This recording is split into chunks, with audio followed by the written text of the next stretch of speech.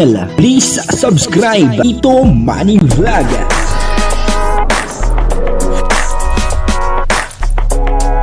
Payagan po si Tito Manny Vlog na mag-reactor para pambiling gamot sa kanya pong karamdaman. Wala man siyang records ng awayan.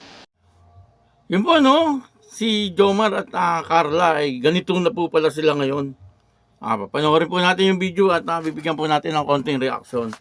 Pero bago po yan, ako muna po bumabati sa inyong lahat ng magandang umaga, magandang tanghali at magandang gabi sa inyong lahat mga kapatid. Saan man kayo ng panig ng mundo naroon ngayon ay mag-iingat kayo palagi at pagpalain kayo ng ating Panginoon. Maraming salamat din po sa patuloy na tumatangkilik sa aking YouTube channel at nanonood sa aking video reaction. Patuloy lang po natin suportahan sila Kuya Bal Santos Matubang, Kalinga Prab, Ate Edna Vlog, Jack Tapia, at kung nanonood po tayo ng kanilang mga video ay wag po natin skip yung ads upang sa ganun ay patuloy po tayo makatulong sa kanilang mga tinutulungan.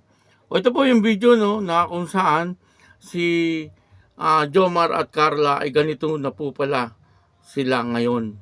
Yun po panoorin po natin ang video at ang kabuuan po ng video ito ay mapapanood po natin sa YouTube channel ni Kalinga Prab.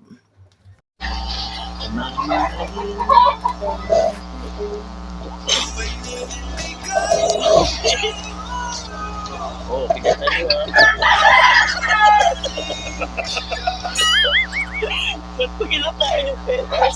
Aray ko. Panindigan kita, oo.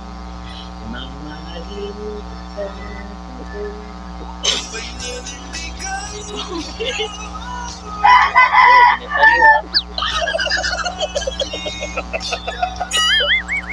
Ba't ko kinakain yung petas?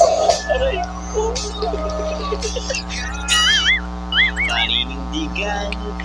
Yung po napanood po natin yung video at very sweet ang dalawa ganito na po pala sila ngayon at talagang sweet na sweet at bagay na bagay yung dalawa kumbaga swak na swak.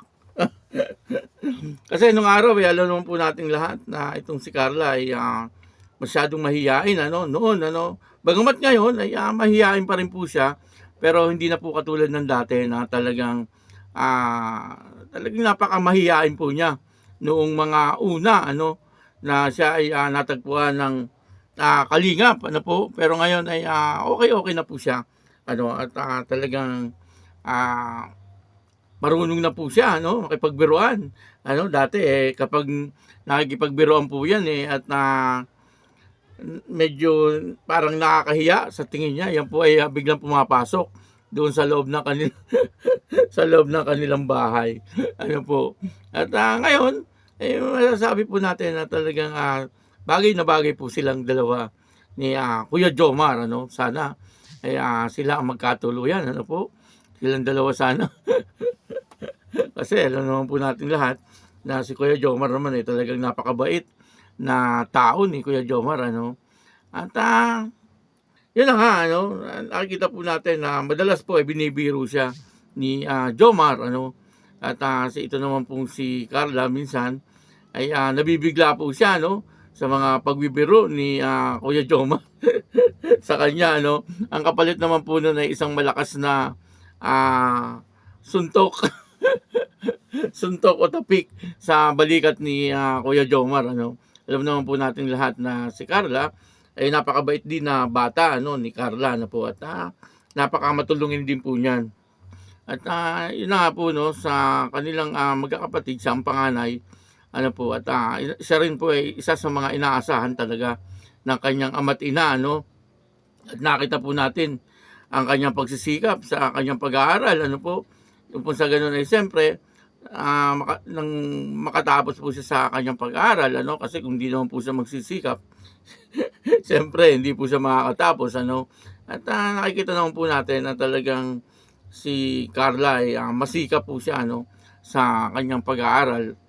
Nang sa ganun siyempre pag nakatapos po siya ay napakalaking bagay po noon, matutulungan niya po talaga ang kanyang mga magulang at meron pa po sa mga sunod na mga kapatid na mag-aaral pa rin po kaya Gayon na lamang siyempre ang pagsisikap ni Carla.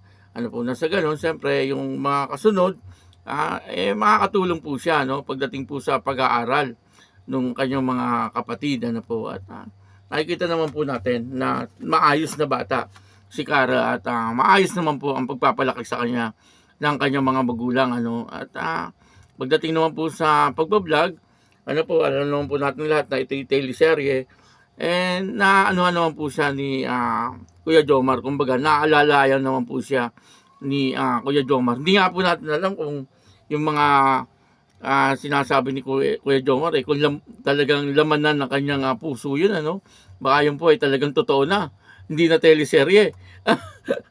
Baka po yun ay talagang totoo na, no, kung ano po yung laman ng kanyang mga puso, ng mga puso, ng kanyang puso, ay yun na po ang kanyang sinasabi kay Carla, no. Minsan may mga pabiro si Kuya Jomar na talaga nga namang nakakakilig, ano. Minsan kinikilig din si Carla sa mga sinasabi po ni Kuya Jomar, ano.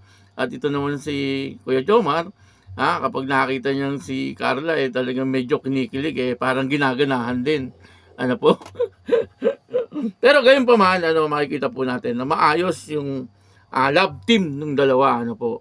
Bagamat minsan may mga basher, di naman po yun mawawala, ano.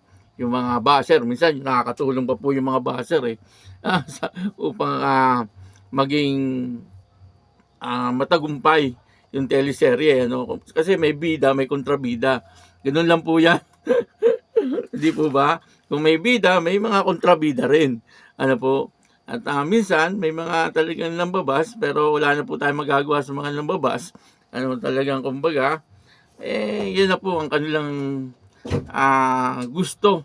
Ano? Kaya yun, ano, masasabi po natin na talagang matagumpay din yung teleserye ng Jomcar, ano, yung love team ni Jomar at Carla, ano po. Kaya yun, maraming salamat po sa inyo lahat, ano. Patuloy lang po natin suportahan sila Kuya Bal Santos Matubang, Kalingap Rab at Ate Edna Vlog, ano po. Lahat po ng beneficiary ng Kalingap ay suportahan po natin, ano po. At ako po si Tito Manny Vlog na nagsasabing God bless you all.